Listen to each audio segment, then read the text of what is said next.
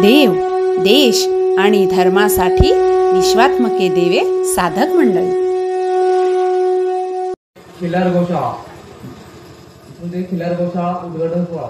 ही खिलार गोशाळा बनवण्यामागचं कारण काय, तर या संपूर्ण सजीव सृष्टीला विषाणमुक्त अन्न, शुद्ध हवा, प्रदूषणमुक्त पाणी, आनंदी आणि समृद्धीपूर्ण जीवन मिळणे हा एकमेव उद्दिष्ट आहे. आता बघायला गेलं तर जगापुढे सर्वात मोठा खेळसोडा प्रश्न कोणता असेल तर अन्न रोगाचा. आतंकवाद इतकाच महत्वाचा हा प्रश्न आहे.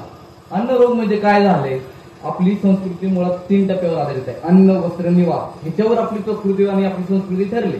त्यांनी गावा गाठलाय. म्हणजे आता हे भाऊनी सांगितलं आपल्या म्हणजे मुघल आले, डच आले, फ्रेंच आले, म्हणजे प्रत्येक जणांनी आपल्यावर आक्रमण केलं, पण हा भारत त्यांना जुमानला नाही. का, तर ह्यांना ऊर्जा देणारं सूत्र काय असेल तर आपली संस्कृती.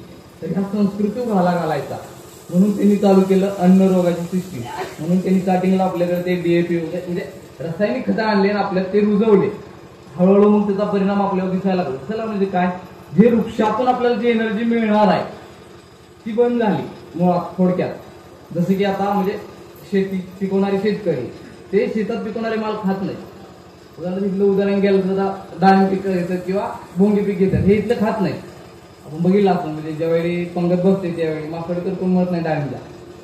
ते इथं आहे म्हणून नाही, ते करण्यासाठी काय काय वापरलंय किंवा त्यासाठी कोणते फवारे घेतले, म्हणजे तोंड बांधून जे फवारे घेतले हे त्यांना माहित आहे. जर नाही बांधलं तर नाकाला काय त्रास होतो, काय काय होतं, म्हणजे हे त्यांना माहिती आहे म्हणून ते खात नाही. म्हणजे एवढं रसायनाने आपल्यावर अटॅक केला आहे. म्हणजे काय करतात, म्हणजे शेतकरी काय करतो सर्वसाधारणपणे, हा माल एन्ड्रोसल्फर मध्ये म्हणजे विषाणू घटक आहे, ताजा राहावा म्हणून बुडून कुठं मुंबई पुण्याला पाठवतो. आपल्याला काय होत नाही, मुंबई पुण्याला होतं. म्हणजे एक जुनी म्हण आहे, सुतक आपल्याला लागत नाही तसं म्हणजे पाठवायचा मुंबई पुण्याला. अशा पद्धतीचं आता शेतीमध्ये हे करी चालू आहे. म्हणजे रासायनिक एवढा माणूस गुंतला की त्याला सेंद्रियकडे बघायला सुद्धा वेळ नाही. त्यामुळं आजकाल म्हणजे शर्यतीची पिढी आपण म्हणतो ना, शहरी लोक इकडे म्हणतात मुंबईवाला म्हणून तो नाजूक आहे. नाजूक म्हणजे असं काय झालं, कारण की इकडून माल पाठवून त्याला नाजूक केलं, तसे गुण पाठवून त्याला नाजूक केलं म्हणून ते नाजूक झाले ना. हा म्हणजे थोडक्यात सांगायचं काय, आपली जी जुनी मन ती सुद्धा आपल्याला लागत नाही, पण फिरून ते सुद्धा आपल्याकडेच येतं. मुंबईला जरी कोण मारला तरी ते गावालाच येतो. त्याला ते दिलं होतं शेवट इकडेच आहे ना. तर कुणाला आलं, आपल्यालाच आलं. त्यातून जर आता बघायला गेलं, सर्वसाधारण बघायला गेलं तर किती एन्ड्रोसल्फरचा इफेक्ट आहे. म्हणजे ते खाल्ले ते मरतच नाही, एन्ड्रोसल्फर नष्टच होत ना. ते एकदा निर्माण झाले ना ते नष्ट न होणार रसायन. एन्ड्रोसल्फर ऑक्सिटोसिन आपण गायांना इंजेक्शन देतो दूध वाढीसाठी. गायांना इंजेक्शन देतो जेणेकरून जर्शीला त्याचा परिणाम एवढा होतो की ते मरत नाही. जर्शीच्या अंगातून दुधात येतं, दुधातून परत जे पिलं जातं त्यांच्यात येतं. म्हणून सर्वात मोठा आता प्रश्न की महिला जे मुली वगैरे ते लवकर वयात येण्याचं कारण ऑक्सिटोसिन आहे. हे सर्व म्हणजे खतरनाक किंवा घातक रसायन आहे ते ऑक्सिटोसिन. किंवा आपण मारतो किंवा गायांना देऊन त्यापासून दूध वाढण्यासाठी आपण म्हणजे थोडक्यात आपली जी ऋषी मुनींनी जी आपली जीवनशैली बनवली, कुणाचा निसर्गाचा आधार घेऊन जी जीवनशैली बनवली, त्या जीवनशैलीप्रमाणे आपण न वागता आपण विज्ञानाची साथ घेऊन त्याला आपल्या स्वार्थाची म्हणजे माणसाच्या स्वार्थाची जोड लावून, विज्ञानाच्या साथीला माणसाबरोबर जोड लावून हे असं खतरनाक प्रयोग आपण करायला लागलो. म्हणजे उत्पन्न वाढवण्याच्या मागं दूषित करायला लागलो. म्हणजे क्वांटिटी वाढवण्याच्या क्वालिटी खराब करायला लागलो. थोडक्यात बघायला गेलं तर आता आपल्याला बाजारात म्हणजे सर्वसाधारण गेलं होतं भाजीपाला वगैरे घेतो आपण, कोणती भाजी घेतो, मुंबईकडे मंडळी आली तरी चांगली होऊन घेतात. पण इथं काय केलं असतं, एन्ड्रोसल्फरमध्ये बुडवलं ना पुढच्या 15 ते 10 मिनिटात ते आपण ताजी होती सुकलेली भाजी. तसा आता इथं पण झालाय. सगळे म्हणजे नाराज आहेत, म्हणजे बाहेर ते खुश दिसत नाहीत, पण ते मेकअप वगैरे करून ते खुश वाटतं. हा इथे सोड ना, मी बाहेरचं थोडं सांगतोय. म्हणजे ही धुवून प्रक्रिया कशी आपल्यात येते थोडक्यात. हा आपण भाजी घेतो ती चिरलेली घेतो का, नाही, पण सोय घेत नाही ना.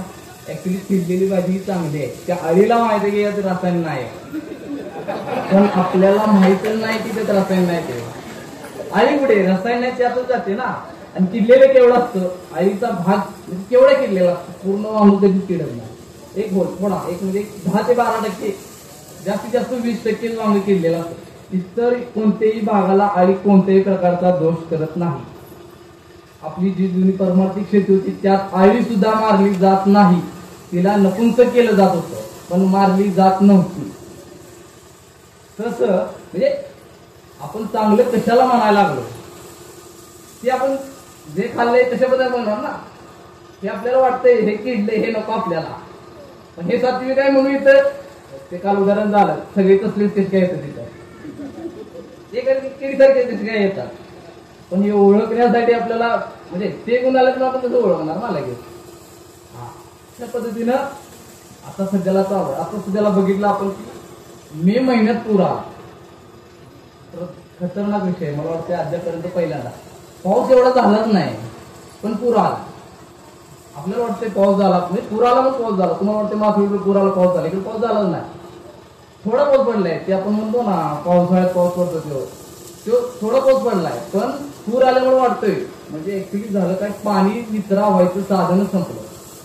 आधी भूगर्भात आपले जल असायचे किंवा तळे साचून राहायचे ना. कशामुळे साचायचे, जेव्हा 800 किलोमीटर वरून काही घटक वर यायचे आणि त्यातून ते पाण्याचा निचरा खाली जायचा. ही कन्सेप्ट होती त्यामुळे ते खाली तळे साठायचे. आता जे आपण हेवी सेंद्रिय रासायनिक मारलंय ना त्याच्यामुळे ते घटकच नाही, ते वरच येत नाही. आले तरी मरून गेले. म्हणजे ती जी होलपाड्याची सिस्टीम होती तीच बंद झाली. पाणी खाली जातच नाही. फार फार तर आपण 18 इंचापर्यंत आपण नांगरणी करतो ना तिथेपर्यंतच पाणी मरतं. उरलेलं पाणी मग लगेच चाललं वड्याला, मग ते आला पूर. म्हणजे ही गंभीर गोष्ट आहे आता आपल्या पुढे ह्याची पण म्हणजे पूर लवकर येणं. आपण सर्वसाधारणपणे आता देशात थोडा विचार करू. आपण रासायनिक शेती करतो त्यांनी देशाला किती मोठा तोटा आहे. देशात आपण म्हणजे सर्वसाधारणपणे आपल्या भारत देशात काय उत्पन्न होतं, फक्त युरिया होतं. बाकी सगळं रसायन आपण इम्पोर्ट करतो, बरोबर आहे. युरिया फक्त तयार होतो पण किती प्रमाणात तयार होतो मग ते म्हणजे 25 लाख कोटी टन पर्यंत, 25 लाख टनापर्यंत. आणि गरज आहे की ती 91 लाख टनाची युरियाची गरज आपण ती पण इम्पोर्ट करतो. बाकीचे DAP MOP ते बाकी 100% इम्पोर्ट आहे. त्याला भारत सरकार खूप मोठी सबसिडी देते, खूप मोठा त्याचा खर्च होतोय आपला. आता युरिया कसं तयार केला जातो आपण जर एका गोष्टी बघितलं तर पेट्रोल आणि नफेड ते पण आपण इम्पोर्टच करतोय. पेट्रोल नफेड पण इम्पोर्ट करतो. युरियातला आपण म्हणजे 100%, 75% इम्पोर्ट केलेलाच माल आहे. हा नफेड आणि पेट्रोल आपण मिक्स करतो. नफेड म्हणजे नफेड आणि पेट्रोल आणि एन कुठून घेतो, हवेतून घेतो. आणि पेट्रोल मधून H3 घेतो. मग NA वगैरे आहे थोडक्यात युरिया तयार होतो आपल्या इथं. तो युरिया आपण रानात टाकतो. म्हणजे आपण काय करतो, रानात पेट्रोलचे बॉम्ब टाकतो. थोडक्यात पेट्रोल कुठं मिळतं, वाळवंटी प्रदेशात मिळतं बऱ्यापैकी. तिथं शेती पिकत नाही, तिथे पेट्रोल मिळतं. आपण पेट्रोल इथं टाकायला लागलो, आपली शेती पिकेन का, उत्पन्न वाढेल का, नाही वाढणार ना. हा पेट्रोलचे बॉम्ब टाकलेत, ज्यावेळी इतर देश आपल्या आक्रमण करणार ते बॉम्ब विस्फोट करायला हा सर्वात मोठा खजिना आहे त्यांच्यासाठी. जे पेट्रोलचे बॉम्ब टाकलेत ना त्याच्यामुळे ते विस्फोट होतो. ते पेट्रोल नुसतं हवेत पण मिसळते. हळूहळू आपली हवा पेट्रोलियम सारखी व्हायला लागले. त्याला सोपं पडायला लागले जसं आपण करेल तसं. हा पेट्रोलमध्ये थोडी अग्नी त्यांनी प्रसारित केली. आता थोडा परिणाम दिसतो, काही काळात तर भरपूर दिसणार आहे त्याचा परिणाम. थोडी अग्नी प्रसारित केलं पूर्ण इकडे होणार आहे, अग्नी जास्त पसरणार आहे ना. हा मुद्दा आता खेळतो लागला. 2023 ला उदाहरण घेतलं तर सर्वात मोठं म्हणजे रस्त्याचं कन्स्ट्रक्शन भाजपा सरकारनं 2023 ला झालं. किती खर्च आला, 28,000 कोटी खर्च आला. आणि सबसिडी जी शेतकऱ्यांना दिली जाते, सबसिडी म्हणजे काय, युरियाची बॅग असते ऍक्च्युली 3,000ला, आपल्याला मिळते 300ला. उर्वरित पैसे आपण सबसिडी म्हणून सरकार देतं आपल्याला. भारत सरकार देत आहे. ही सिस्टीम आहे शेतकऱ्यांच्या बाबतीत. हा त्याच्यासाठी आपण खर्च केलाय 250 कोटी.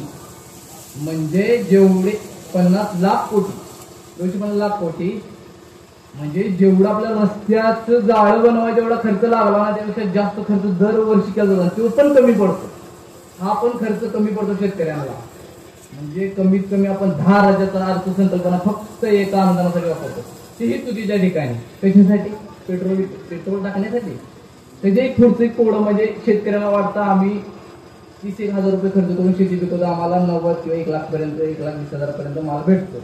ऍक्च्युली माहित आहे आपण काय करायला शेतकऱ्याला, आपण 90,000 उत्पन्न घेतच नाही. आपण ऍक्च्युली लॉस म्हणजे आपण फक्त सरकारचे पैसे घेतो मी पिकवल्यावर. आता कोडा अवघड आहे ना. ज्यावेळी आपले 30,000 खर्च येतो ना रासायनिक खतांचा, त्याची ऍक्च्युअली प्राइस असते 1,20,000. ऊस उत्पादन क्षेत्रात घेऊ 1 एकरीला 30,000 रुपये खर्च आहे ऊस उत्पादनासाठी. रासायनिक हळूहळू वाढत जाणार. 30,000 खर्च आहे, आपल्याला त्या अनुदानात भेटले म्हणून 30,000 झाले. त्याची ऍक्च्युअल प्राइस बघितली तर 1,20,000 होते. पेट्रोलचा आणि डॉलरचा दर वाढेल तशी अजून वाढणार प्राइस ती. आपण काय करतो, 40 टन माल निघला म्हणतो आणि 2,500 धरलं, 1,00,000 उत्पन्न केलं. म्हणजे खर्च 1,20,000 आहे, उत्पन्न घेतले 1,00,000. घर विकून पैशाचा व्यापार आहे. स्पष्ट भाषेत सरकार अनुदान तुम्हाला ते उर्वरित दिले 70,000 म्हणून तुम्हाला ते परवडले. म्हणजे देशाचं आपण नुकसान कुठं करा. चुकून मी पंतप्रधान जाऊन ते बंद केलं तर कोण 1,20,000 रुपये खर्च करून फक्त आपण जर 1,00,000 उत्पन्न घेतो. बाकी खर्च सोडलाय आपण, भिजवणं नांगरणे ते सोडून फक्त रासायनिकाचं उदाहरण घेतो. तसं हे रसायन किती घातक आहे आपल्यासाठी. रसायन म्हणजे न मरणारा घटक म्हणजे रसायन. ते परिणाम करणार, विष पाजले म्हणजे परिणाम करणार. काही जरी झालं तरी ते रसायनामुळे आपली जीवनशैलीच बदलली. अनुमान म्हणजे प्रत्येकाची विचारसरणी बदलली. आपल्याला जरा सुद्धा राग येत नाही. आता म्हणजे जवळपासची परिस्थिती बघितली, इतर धर्मियांनी आपलं किती प्रमाणात आक्रमण केलं हे आपल्याला कळतच नाही, आपल्याला समजतच नाही.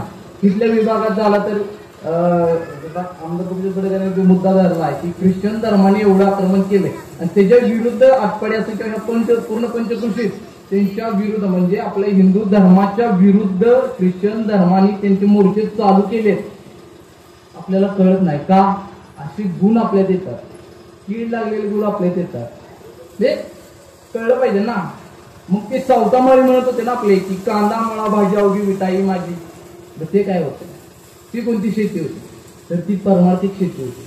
तिथं का बाबांनी आपल्याला का गोशाळा परमार्थिक केली, आपला फोन परमार्थिक केला. आता आपल्याला शेती परमार्थिक करायची आहे. परमार्थिक शेती करायची असेल तर आपल्या पिकात विठ्ठल आला पाहिजे. आपल्या पिकात विठ्ठल म्हणजे काय, विठ्ठल म्हणजे काय, एक ऊर्जा जी आम्हाला परमार्थाच्या दिशेने घेऊन जाईल, जी आम्हाला विश्वकल्याणाच्या दिशेने घेऊन जाईल. त्यासाठी आपल्याला पाहिजे ना विठ्ठल. जसं बाबांनी पहिले सांगितलं की ईश्वर तेज. ईश्वर तेज म्हणजे काय, ईश्वर तेजाची प्राप्ती म्हणजे काय, म्हणजे ईश्वराचं जे तेज आहे त्याची प्राप्ती झाली. म्हणजे आपण तर बाबांचे तेज, बाबाची प्राप्ती म्हणजे बाबा भेटले का नाही ना. बाबांनी जे कार्य केलं ते आपण करायला लागलो ना, म्हणजे तसं त्या पद्धतीनं. त्यामुळे आपल्याला ते विश्वतेज किंवा शिवतेजाची धैर्य सगळं म्हणजे हे आपल्यात आलं म्हणजे आपण शिवतेज प्राप्त केलं. तसं विठ्ठल हा कांदा मुळा भाजीत येत होता, हरी येत होता, म्हणजे ते गुण येत होते. त्यावेळी ते सावतामाळी म्हणतात की कांदा मुळा भाजी अवघी मिठाई माझी. आणि ते गुण जर आपल्यात आले तर आपली ऊर्जा म्हणजे जास्त वाढत जाते. परमार्थिक दृष्टीने विश्वकलाच्या कार्यात आपण सक्रिय होतो.